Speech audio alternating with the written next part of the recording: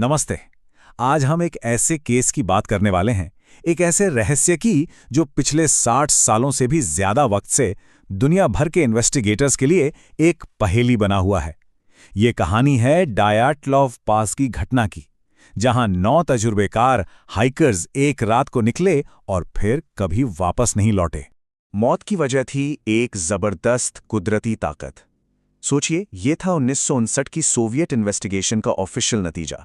अब ये कोई जवाब तो नहीं लगता है ना, बल्कि ये तो खुद में एक और सवाल खड़ा कर देता है। आखिर ये जबरदस्त कुदरती ताकत थी क्या चीज? 9 ये नंबर इस पूरी कहानी का सेंटर है। 9 लोग, और ये कोई नौसिखिए नहीं थे, बल्कि बहुत ही अनुभवी हाइकर्स थे जो एक मुश्किल सफर पर निकले थे, पर उनमें से एक भी जिंदा वापस नहीं आ पाया। तो सवाल ये है कि उस बर्फीली रात में आखिर हुआ क्या था। चलिए जरा टाइम में पीछे चलते हैं और देखते हैं कि इस ग्रुप के आखिरी सफर में क्या क्या हुआ। तो ये टाइमलाइन देखिए, इससे हमें अंदाजा लगेगा कि चीजें कैसे बिगड़ी। जनवरी 1959 में सब कुछ ठीक था प्लान के हिसाब से। 2 फरवरी को उन लोगों ने अपना आखिरी कैंप लगाया और उसके बाद खामोशी छा गई। हफ्तों तक कोई खबर नहीं। जब रेस्क्यू टीम वहां पहुंची तो उन्हें सिर्फ एक खाली टेंट मिला और मई आते आते एक के बाद एक उन 9 लोगों की लाशें मिली। जब रेस्क्यू टीम वहां पहुंची तो उन्हें जो पहली चीज मिली वो ही बहुत अजीब थी।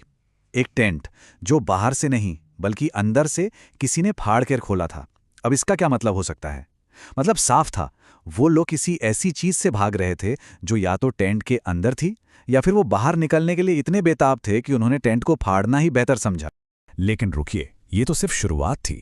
जैसे जैसे इन्वेस्टिगेशन आगे बढ़ी, जो सबूत सामने आए, उन्होंने इस मिस्ट्री को सुलझाने के बजाय और भी ज्यादा उलझा दिया। ऐसे ऐसे सवाल खड़े हुए जिनका जवाब आज तक किसी के पास नहीं है। जरा सोचिए, बाहर का तापमान है -30 डिग्री सेल्सियस, बर्फीली हवाएं चल रही हैं, और ऐसे में कोई सिर्फ अपने अंडरवेयर में बाहर भाग जाए?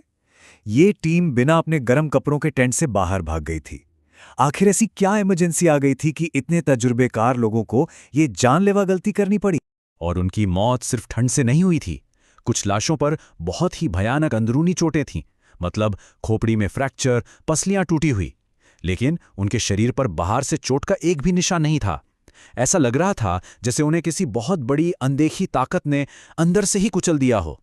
और सबसे ज्यादा डरावनी बात, एक विक्टिम की जुबान गायब ही थी। और ठीक जब लग रहा था कि ये केस इससे ज्यादा अजीब नहीं हो सकता, तभी इन्वेस्टिगेटर्स को कुछ लोगों के कपड़ों पर रेडिएशन के निशान मिले। अब सवाल ये है कि यूराल के पहाड़ों के बीचों बीच रेडिएशन कहां से आ गया? ये एक ऐसा सबूत था जिसने हर लॉजिकल थ्योरी को सिरे से खारिज कर दिया। तो अब इतने सारे अजीब और एक दूसरे से बिल्कुल अलग सबूतों को देखकर ऑफिशियल्स क्या नतीजा निकाल सकते थे? उन्होंने इस यकीन न की जाने वाली पहेली को कैसे समझाया होगा? सच तो ये है कि उन्होंने इसे समझाया ही नहीं। उनका ऑफिशियल जवाब था एक जबरदस्त कुदरती ताकत। मतलब ये तो कोई जवाब ही नहीं हुआ। और बस इतना कहकर केस को बंद कर दिया गया और सारी फाइलों को दशकों के लिए सीक्रेट क्लासिफाई कर दिया गया। फिर कई दशकों के बाद साल 2020 में एक नई साइंटिफिक थियरी सामने आई। ये थियरी थी एक स्लैब एवलांच की।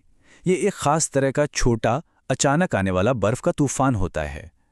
थियरी के मुताबिक शायद यही बर्फ उनके टेंट पर गिरी होगी, जिससे वो लोग घबरा गए और जान बचाने के लिए टेंट फाड़कर बाहर भाग गए। लेकिन क्या ये मॉडर्न थ्योरी सच में सारे सवालों का जवाब दे पाती है? चलिए देखते हैं कि क्यों ये केस आज भी साइंस और लॉजिक के लिए एक बहुत बड़ा चैलेंज बना हुआ है। तो देखिए, एवलांच वाली थियरी कुछ हद तक सही लगती है। ये समझाती है कि उन्हें टेंट फाड़कर भागने की जरूरत क्यों पड़ी, और शायद बर्फ के वजन से कुछ अंदरूनी चोटें भी आ सकती हैं। लेकिन ये थियरी ये नहीं बता पाती कि शरीर पर बाहरी चोट के निशान क्यों नहीं थे। वो गायब जबान का क्या?